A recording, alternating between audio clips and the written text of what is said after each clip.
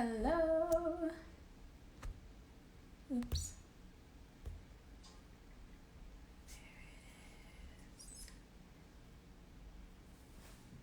Hi everyone. Welcome. Super excited for today's episode. I am, still trying to get my life together here, folks. I feel like I look lopsided. Oh, anyhow.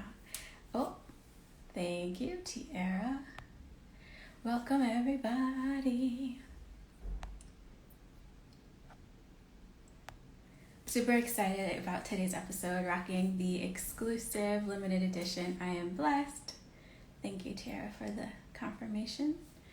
I am super excited, like I said. Welcome to this week's episode of Talk Tuesday.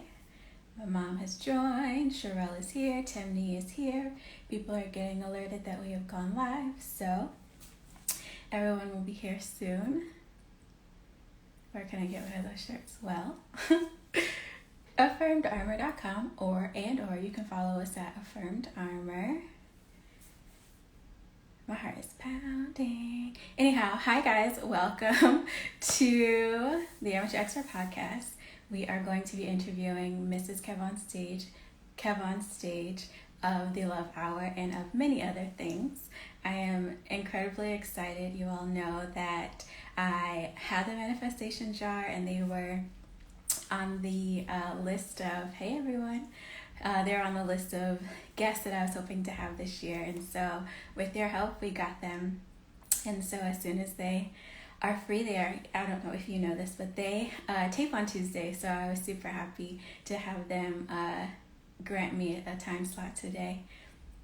Hi everyone joining. Hello. Welcome. Tell me where you guys are joining from. I see some people back home from Connecticut showing love. I see they have joined us, so we can get started.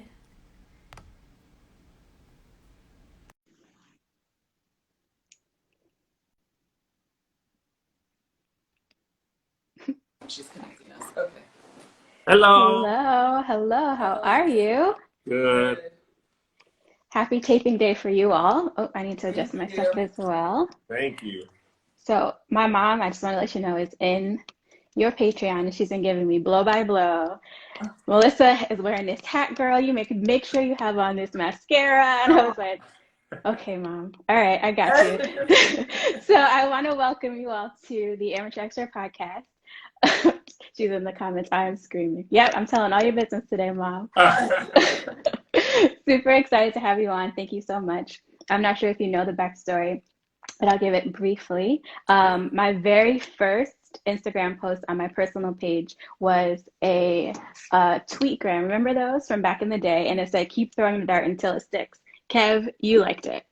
You were one of like 3 people to like it. Really? And then when I came to see you guys at the Love Hour or the Love and Happiness Love and Laugh Hour? Love and Laugh Hour. I was like, Kev, I need you to sign this. I'm moving to New York. I'm following my dreams. All of the things. You wish me best of luck. Liz, can I call you Liz? Yeah, of course. Yeah. Okay. Liz, you were doing merch, and I was like, I'm not going to bother her.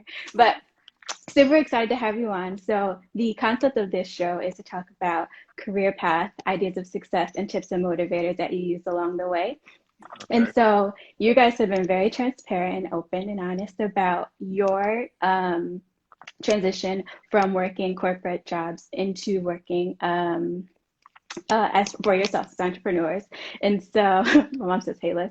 And so I don't know that we need to go into full detail, right? Because I know you guys don't have a lot of time with us and you've talked about it extensively, but I would love if we could just sort of do an overview. Kev, I know that you were definitely gunning for it much sooner than Liz was.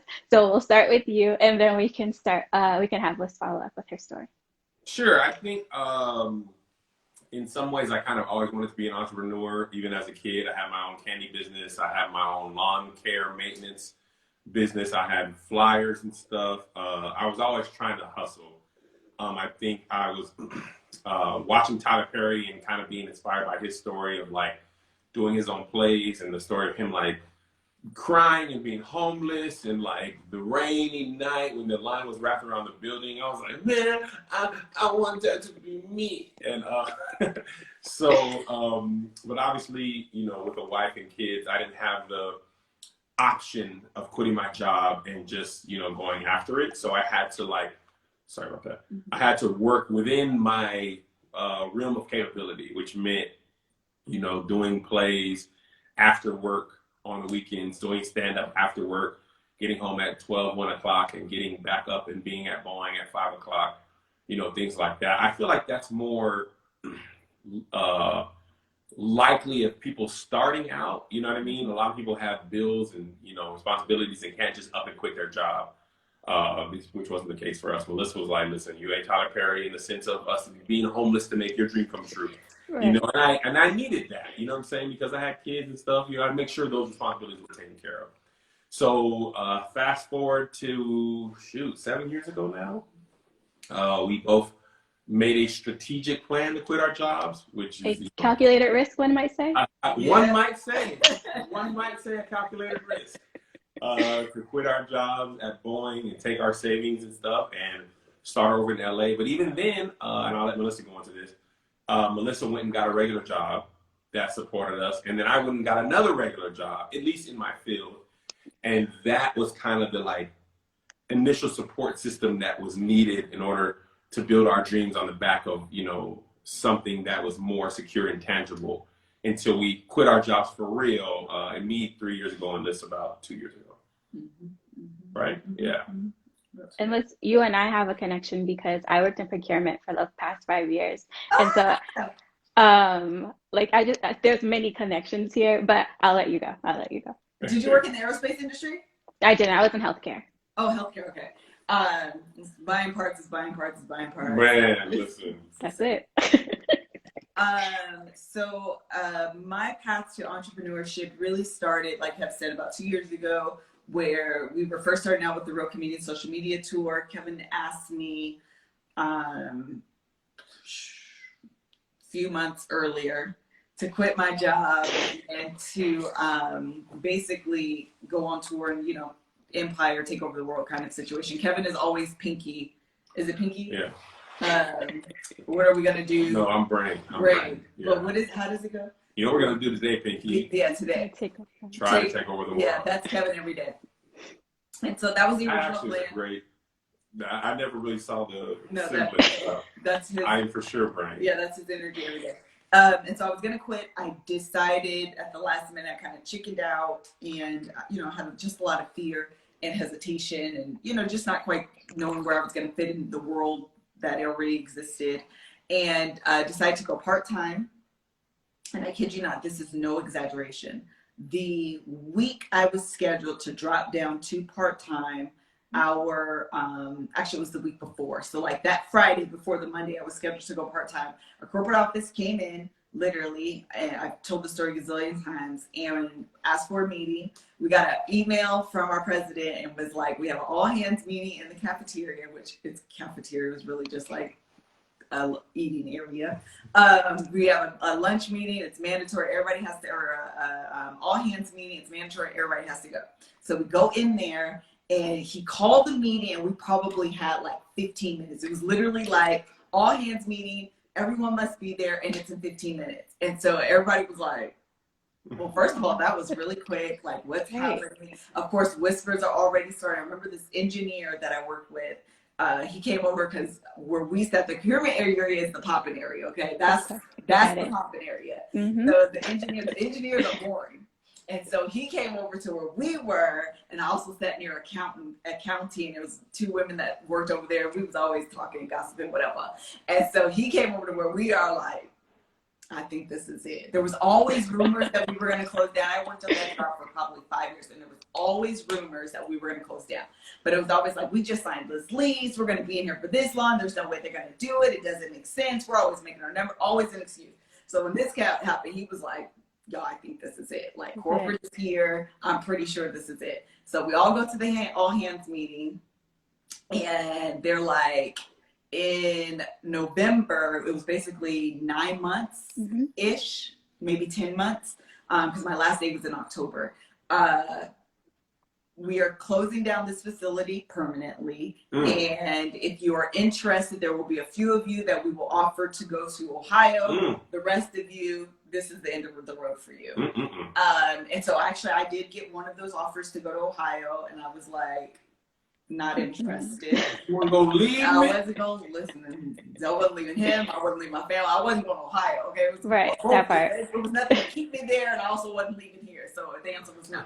But I stayed working there through the end, and at the end of it, I didn't have much choice. Like, I feel like God literally was like, now's the time. You're not going to do it on your own accord, because I had the opportunity. It would have been much easier had I just quit or already had it in my mind. But in my mind, I was going to stay, and it was going to be fine.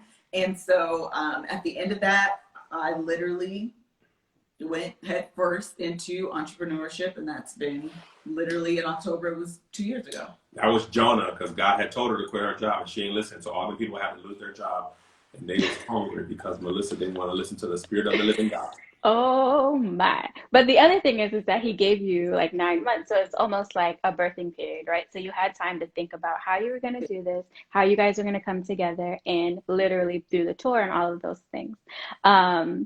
And so, oh man, I really can't believe we're doing this. I'm super excited. You sound so nervous at the beginning. I am. Breathing all hard, girl. I still am. Nobody. We just God's children. Yeah, we left you. Don't feel rushed is what I wanted to tell you. Our next meeting is until at the top of the next hour, so you can take a deep breath, girl. Come on, birthing. Your brother's in here. Take a deep breath. This is on the Shade Room, streaming live right now. Right now. So the other thing that I want to say is that I have been following, like I said, following you guys since forever. And so like I have random moments where I will literally just say things from the Playmakers. And one of my favorites is things that church girls say. And then another favorite is things that the Black parents say. So I often say, just do the dance, like do the dance. And Lust is one of my favorite ones too.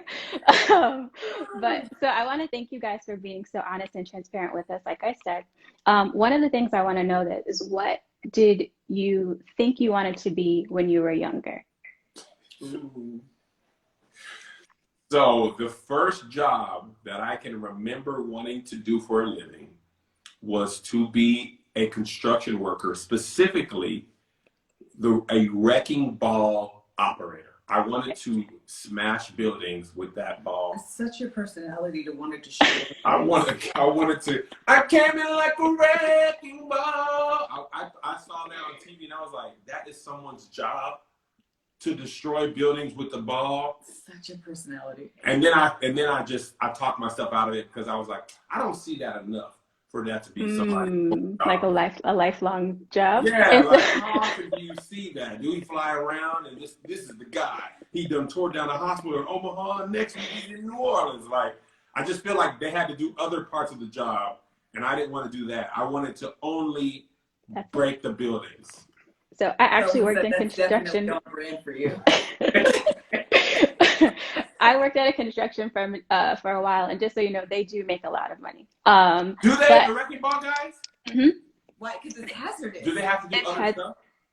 No, if you're like a driver, like there's different trades that you can be in, and they're tiered, right? So there's drivers, there's wreckers, there's all of the things. Also, I say all of the things, and I'm super excited to pivot to talk to you about that in a second. But Kev, while we're still on you, I want to know, what did you think success was when you were younger as well? Oh, great question. You're doing amazing. That's a great question. You're doing amazing. That's a great question. Honestly, very much like Dave Chappelle. Dave Chappelle talked to his dad about teaching, and success for him was just, if he could make as much money as a teacher did telling jokes, it was successful. I was very similar. It never was about being rich, and still it's not about being rich. It's about doing what I love. I made money before, and if I would have taken that.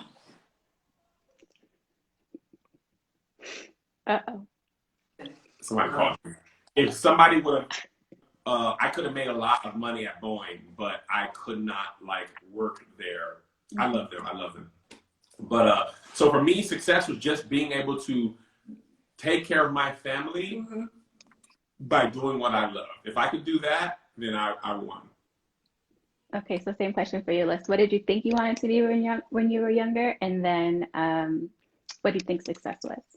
So when I was younger, the only thing I wanted to be, actually for as long as I can remember, I only wanted to be a lawyer. That's it. I just wanted to be a lawyer. I don't even know where this idea came from. And it's so funny that as I'm saying this and I'm thinking back on it, I realized I say this now, I had no exposure to a lawyer. It's just the idea that there's like 3 jobs that you can do when you're a kid. Like I want to be a lawyer or a doctor or like a teacher. Like those were the those are like the hype. Yep. Yeah. And so I just decided lawyer was the one thing for me. And so even now, while I feel like at the very beginning when I have my boys, I'm kind of like, you know, you guys need to go to college and get good grades. I think actually having them and then Kevin has forced me to kind of open up my mind in terms of the career path. And at this point, I'm more about the importance of exposure to different areas so you can figure out what you want to do. Like as we were talking about being a procurement agent, I never even knew that was a job possibility. Like you never even know that that's a thing. And so the idea that there's a whole world that exists that you can make money in that I was unaware of, I feel like that's the most important thing for kids today. And as I look back on it, I was never going to be a lawyer. Even when I got to college and I was like, you know, even I got my undergrad in Law Society and Justice, or not my undergrad, my minor, thank you, in Law Society and Justice. And then I took this class that was quite literally like what to expect in law school and prep you for the LSATs. And they were talking about divorce rates and depression and how unhappy. And I was like, hold up. What? Why would I do this? This is the dumbest. Who said that? Yeah, who said it? Yeah, I don't like it. And I was with Kevin at the time too, and I feel like it was our junior year. So either we had just got married in our junior year. So maybe we were married by this time. I think we might have been. And I was like, so maybe it was, I was in our junior year. Yeah, no, it was in our junior year. Anyways, the point is, I was like, child, I don't want this at all. So yeah, that's that. In regards to what success looked like to me, that's a really insightful question. Actually, I have so many answers, but at the root of the question is it looked like suburbia. It's the best I can explain it. It looked like I get that. A white picket fence. It looked like the dog, and I don't not even really want a dog today. It looked like a house, the house that you drew, that was like this, and the 2-car garage. Like it looked like that. It wasn't necessarily tied to money, but it was always tied to stability. It was always tied to comfort. It was always tied to a family that could fit very neatly in a car, because I grew up with this is really dumb, but this is the things that I used to think of as a kid. When you would win, like if you were all doing the radio, they were giving away like a family prize to like Disneyland. It was always for a family of 4. Oh yeah, always for a family of 4.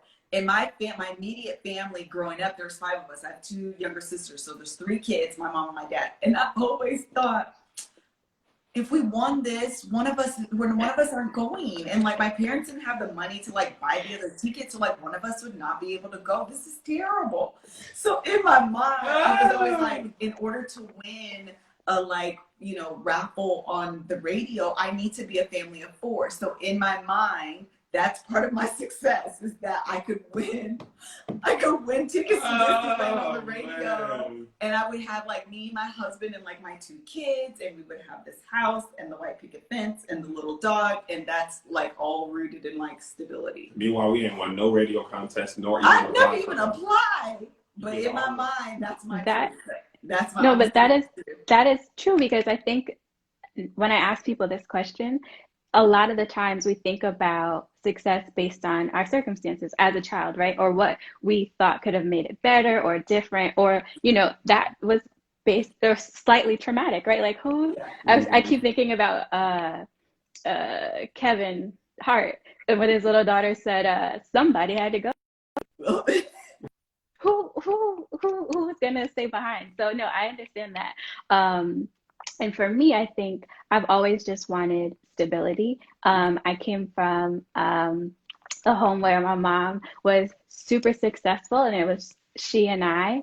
And I thought that she was working too hard, or just not too hard, but I wanted her to have someone to help her, right? And so for me, my idea of success was having a two-parent household and having stability and like being able to have flexibility in that, and where there was more like partnership.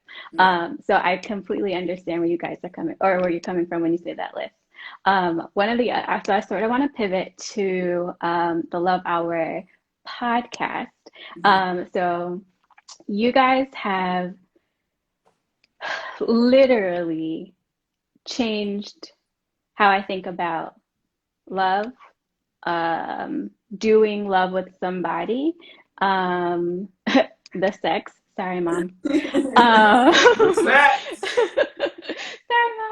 Mom. So I think it was February of last year when you did the Valentine's Day. Every Friday was about love and sex, specifically.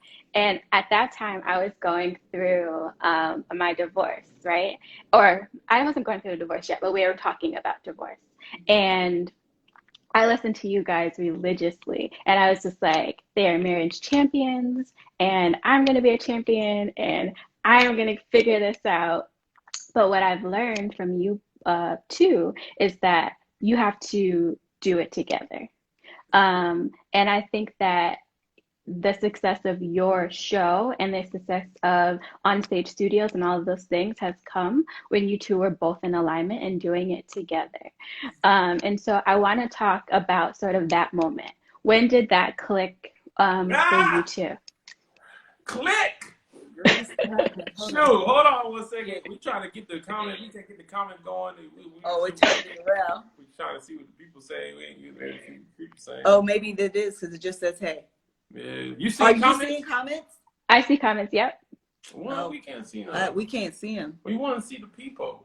I don't know what's happening. Okay, we thought we could think ever since that person called, they've been messed up. Okay.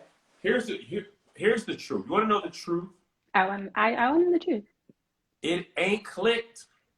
It is clicking. It is a work. Melissa and I have been together 20 years, 16 years married. We have been entrepreneurs together full time for 2 years. Mm-hmm. So all of the skills and all the stuff that we learned, a lot of it wasn't valuable to this specific season of our life, mm-hmm. right? I'm having to learn Melissa as an employee. Mm-hmm. You know what I mean? Like, I didn't know Melissa the employee at the bank or at wherever she worked. She didn't know me the employee. She knew I got fired. But she never worked with me. Right. Mm-hmm. You know what I'm saying? So we're having to know each other each as employees. We have, a boss-employee relationship. Like on the Love Hour, she's the boss, I'm the employee. On something else, I might be the boss, she might be the employee. And then we have to be business partners. And then we have to be husband and wife. And then we have to be parents, Mm-hmm. So it is learning an entirely new dynamic and how that works and how we manage each other or manage how to work with each other. And we can't sit here and tell you it's perfectly smooth. You know what I mean? I have a propensity to do things my way. And for the longest, I did KevOnStage all by myself. So there was no one to answer to. When I worked at All Def, I was the head of content. So for my employee, I didn't have to answer to them. I only had to answer to my boss. So there was so much autonomy that I had that I didn't have to really listen to people that much. Yeah. Now, in order to be a good husband and business partner, I have to listen to Melissa a lot more and work with her that way. And now we're taking on business partners. So it's a skill I need anyway, but it's a new skill. So in this season of our marriage, at least from my point of view, it's about learning Melissa a different way. And as she is changing and becoming the person she's becoming, Melissa the influencer is different than Melissa the wife. Melissa Denise Fraser's the influencer. Yeah. It's different than Melissa the wife. early, what do you call that, newlywed. It's different than Melissa the employee. It's different than Melissa the mother. You know what I mean? So, that's the part that takes a lot of work. And, the last thing I'll say, and I'll let Liz talk. A couple weeks ago, somebody said, if you're going to be married 20, 30, 40 years, you're going to be married to 4 or 5 different people. And there's some truth to that, because I'm learning this different version of Melissa as she ages and changes and becomes Melissa 2.0 and 3.0, and we learn to work together. So to say it's clicked is a statement from the future. It is actively being worked on. I'm prophesying. And I don't mean to say that as a negative thing. It's just, in marriage, you're going to go through seasons where it's like, you're going to have to dig in and do some work that you haven't had to do before. Like adjusting to a new child. Like, that wasn't an easy transition. We never, holding your niece and nephew ain't having a baby be at your house all the time. Yeah. Dealing with a pregnant wife whose hormones have never got to her this way is not like, one time a month. You know what I'm saying? Like, there's pieces of that, but this is that on steroids. Good answer. Melissa, you have anything to add? I want to add nothing. Retweet. Yeah, Okay. Retweet. Okay. So Liz, one of the things that I love about you specifically is your vulnerability and how you've literally, I'm gonna say, rebranded yourself, because I don't think it was intentional. I think you, in front of us, showed your evolution, I would say, right? And so you've gone through the stages where you were learning to do all the makeup and all the things with that. And I told you I tried to do a little something, but next time. Next time. But then we had the list 2.0, and now we have MKOS. Like, I can't wait to see what is next for you. One of the questions I typically ask is, what are the tips and motivators you use along the way? So I like to ask you, what have you used personally to help you along your journey? Ooh, like what motivates me? Is that what your question is? What's motivating me on my journey? I would say, I don't know if this is a good answer, but it's my truth. I am such an introspective, almost to a fault. Honestly, it's not always a good thing. When we just had the love hour, I was like, low-key, you gotta stop it. But I'm such an introspective person that I am naturally looking for areas to show up better in the world, to show up better for myself, to show up better for my husband, to show up better for my kids. I'm naturally that person. And so every evolution, as we were just saying, actually, is anytime I do a video or there's a campaign or something, it's quite literally a chapter in my life. And so I did a Show Up For Yourself video, I don't even know how long, maybe 3 or 4 years ago at this point. That was a chapter in my life. Sometimes it's the beginning of the chapter, sometimes it's the end, because I have these really strong convictions that come over me. And when they're there, they're all consuming. Like, every part of me is fully invested in whatever the season of my life is.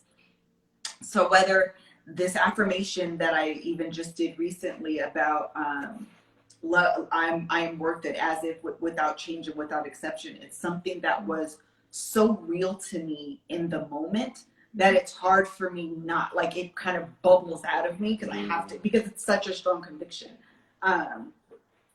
Thinking about, the Bible says, Jeremiah said, it's like fire shut up in my bones. Like, that's how I feel. Like, it's that strong for me, So I've had those, and I've had that. I've had to show up for myself. I've even this sexual kind of season.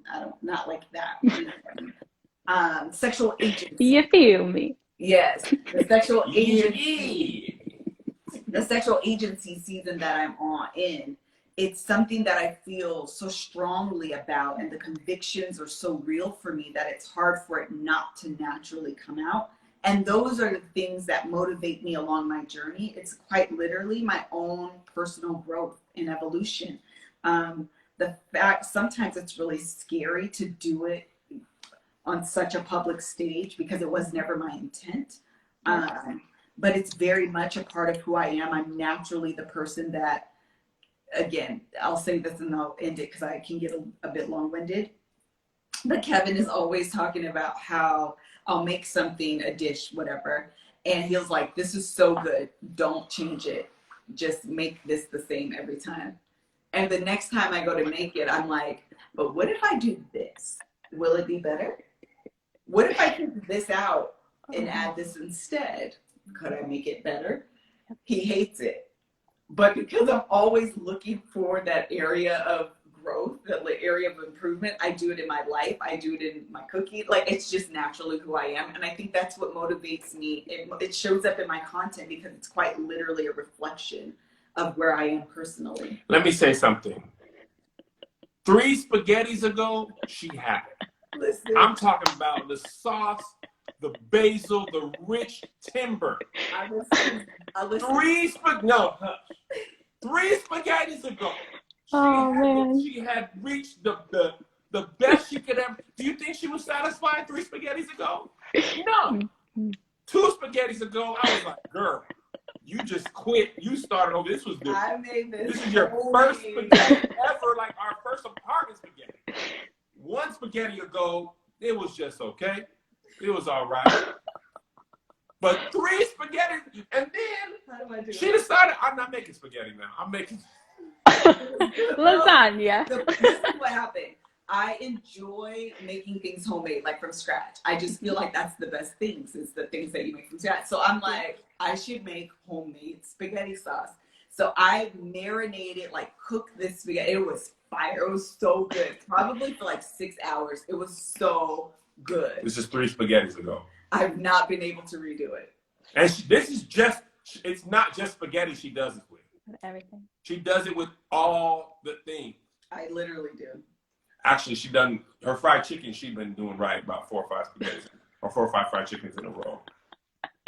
Oh man, that's great. But the thing is, I am the same way, and I don't know that it's all the time healthy, but it does motivate me and drive me.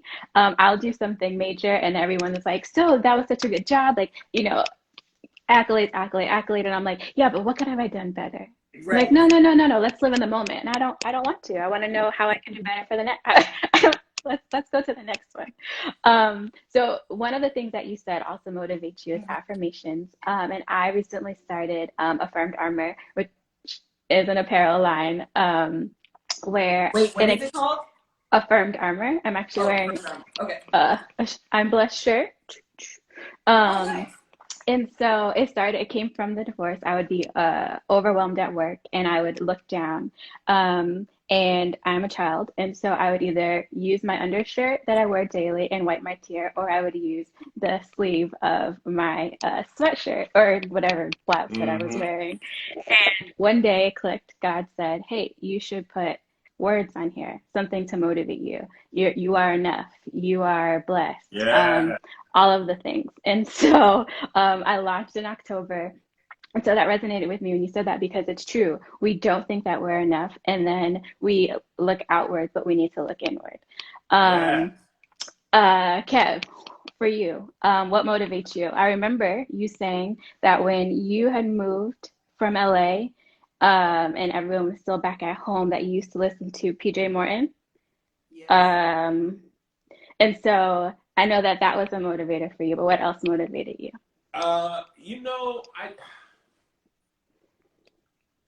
I want to give you a great answer, but I don't know if it was like, here's the thing for me. I came out of frame. I can live with failure. I can live with trying and failing. I tried out for Division 5A basketball. I got crossed over and dunked on, and I was like, well, it's the end for me. I can live with that. I couldn't live, and I can't live without trying. So for me, it was like, the entertainment field, as far as moving to LA, auditioning every day, all day, and becoming, getting on a TV show, that part wasn't working for me. Yep. So I was like, okay, well, what can I do? And I can do YouTube. YouTube is available for everybody. You can upload it. It's free.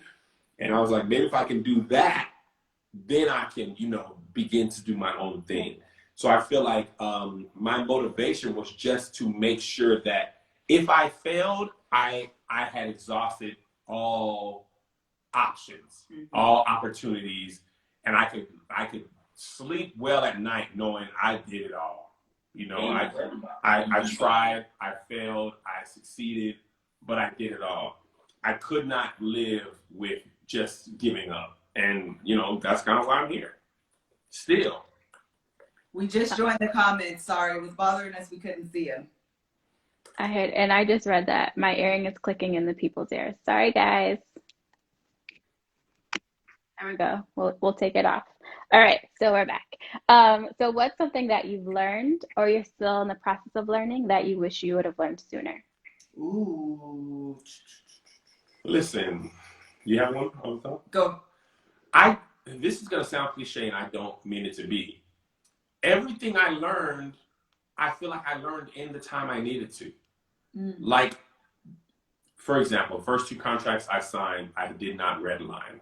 I just was like so happy to be here. Yes. And we got beat in the sense of like, nobody expects your first contract to be signed. They always expect you to come back and say, okay, y'all tripping on this, that, and the third. I was so happy to be there, and I realized it hurt me in some ways, not like emotionally, but like hurt my ability to build our business, you know, by not reading those. So the next go round, I was like, nope, I'm not doing that. I'm not doing that. You know, so I truly can say that the mistakes I made, you know, we made, were valuable, and like piece by piece, I learned a piece of the business. Piece of this, piece of that, and the home life, family life, you know, like, shoot, doggone, you know, I learned from the first tour, I'm not going to be able to tour 3 days a week and then come back and do a job and be a good father and be a good husband. So one of these is going to have to go. But that came from touring my first time all year with a full-time job, working remote on Fridays. Now, luckily, there was not much they asked of me, but that Monday through Thursday, I worked for real. You know, and I was on emails all the time, but I learned that that wasn't necessarily the best thing to do. So cliche or not, I needed to learn those lessons in the time period I learned them to become the business person that I've became. And I'm sure there's some mistakes I'm making now that I realize, you know, okay, I'll give you another one. First movie I made, it was very precious to me. I sent it out for notes. When people gave me notes, I was like, you're wrong. I will make this. You don't get it. First rough draft of the Family Exchange came back, and Melissa and Jay can attest. It stunk. It did not come together. If somebody had gave me notes that would have helped, I was not listening. So this go around, I'm like, let me get some people who do this for a living. Let me actually take some time. There's no rush. Nobody's expecting a movie from me next week. It's better to take another year. Even though I shudder to say that. I was about to say, I almost died saying that. But if it, you know, because when Tiffany Haddish did Girls Trip, although she had done other stuff, but when she did that, she was out of there. Yeah. So if I need to take that time to make my first real movie, my Girls Trip or my Get Out, it's better to take the time and make it the best possible than to only have an okay movie when I could have had something that was amazing. That's good. That was a good answer. I would say that the lesson that has taken me the longest to learn is about you hungry. It's okay. Could you hear that? I did, but I wouldn't have said anything. I wouldn't have said anything. Let's see. It's about probably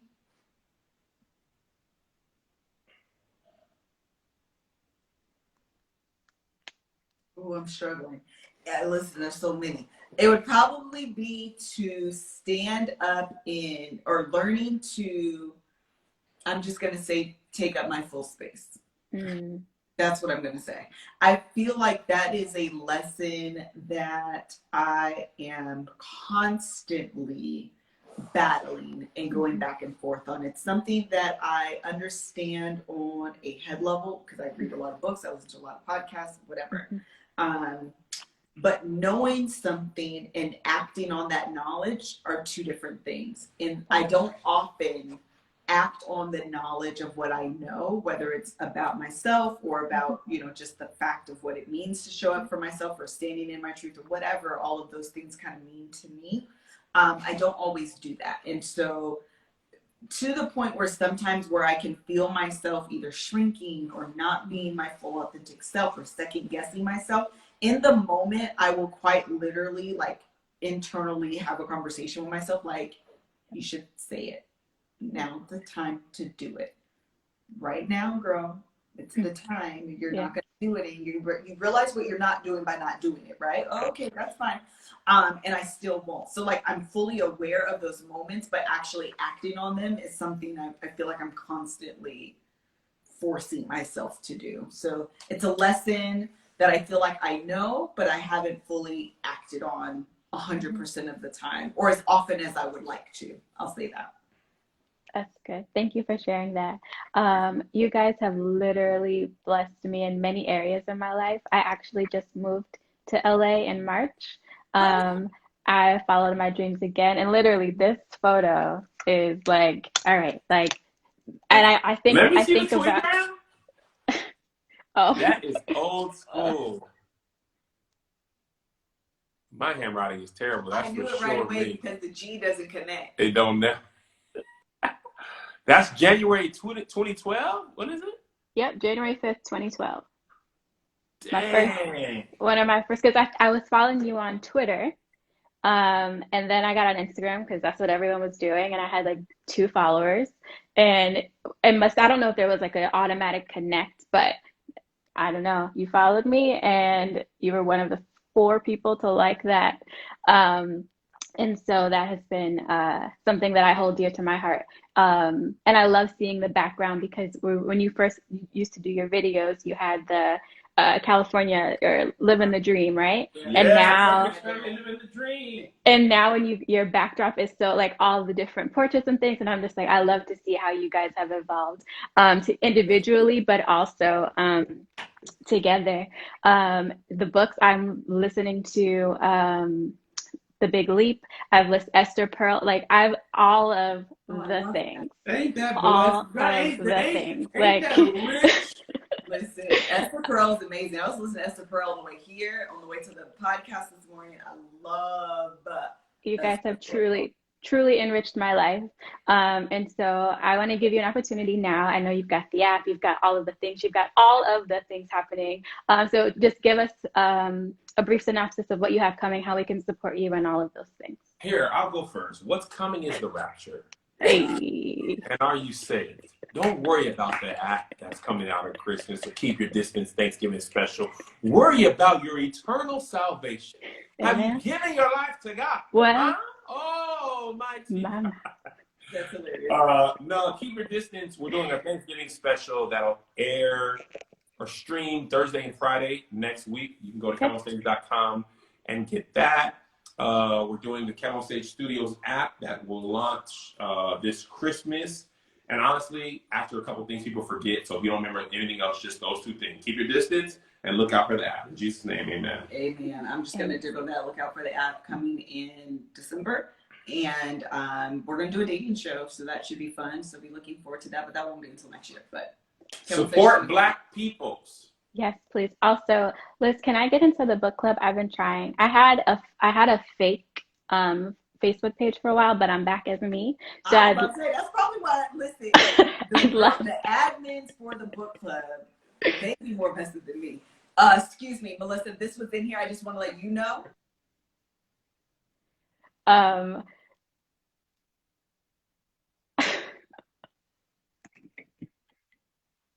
And listen, if it looks like a spam account, they be like, nope. I'm gonna try again. Yeah, I'll try again as me. Is it under Shonda? Ashley Easton. Ashley. Okay, it's under Ashley. Okay. Yep. Okay. Perfect. Yeah, I'm gonna tell them. Thank you. So the last question of the day is, I'm the amateur expert and I claim to know a little bit about a lot. So if you could please share with me a random tidbit of information. Fun fact. Ooh. Dang, I just learned a new fun fact on Twitter like yesterday. Michael Jackson is one of the background singers on Stevie Wonder's Do I Do. Really? Really? That's Fun a good fact. one. Thank you. And Michael Jackson also gave SWV the Human Nature sample for free. He did. Another fun fact. I think, did they say that on your Ask Us? They did. I wasn't even going to bring up how I knew that information, but Coco told me that personally on Ask Us. First of all, I love Aska, Miss Aska. All right, listen, what's your fun fact? Do you have one? Or are we doing a family fun fact? Yes. If you inbox either No Dogs with the Z or Catherine James on Instagram, sure, she'll make sure you get in. I don't know fun facts. Hold on, let me look up a fun fact. Girl, Or give us a makeup tip. Oh, a makeup tip. Okay, Yeah. girl, let me tell you a makeup tip. Okay, this is my tip. We were talking about this earlier today. Nude is not a color. Nude is not a color. Nude is something you send to your husband. Hey. In Redeemer. If you are, And they'll be satisfied. if you are looking for, I'm actually gonna do a blog post on this. If you are looking for a nude lipstick, make sure you're looking at someone that has your same skin complexion, because a nude on me is not a nude on him. It's not a nude on you. Why? Because we have different skin complexions. So skin complexions matter. All skin complexions matter. All nudes matter. All nudes matter. When I am in the nude, it looks like this. Hey. When he is in the nude, it looks like this. Yeah. And this is why nude is not a color. We've been brainwashed to believe that nude is a Eurocentric view, and it is not. The white man's nude. Well, I appreciate you both for teaching me something new today. I am super thankful. If we could just be still and take a Photo? Yep. Well, we don't have to take a photo, but just be still enough so that we have a screen grab for the end of the, and actually I'm going to go on this side so you see the airing because I had to take the other one out. Ready and go. Perfect. Thank you guys so much. Thank you. You guys literally, I think I told you this too. I had a manifestation list and you literally have helped me manifest my dreams. So I've got two left to go and this is amazing. So you guys are amazing. Have a great day. You too. Bye. Bye.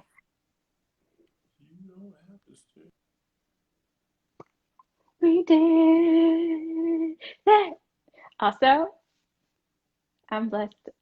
Affirmed Armor, limited edition sweatshirt is available. I am overwhelmed, but also super thankful that they're available to do the show. They are super busy, and Brandon's in the building. Thank you guys. And I'm not going to ask what I could do better until tomorrow. Have a great day, everyone. I've got to get to work.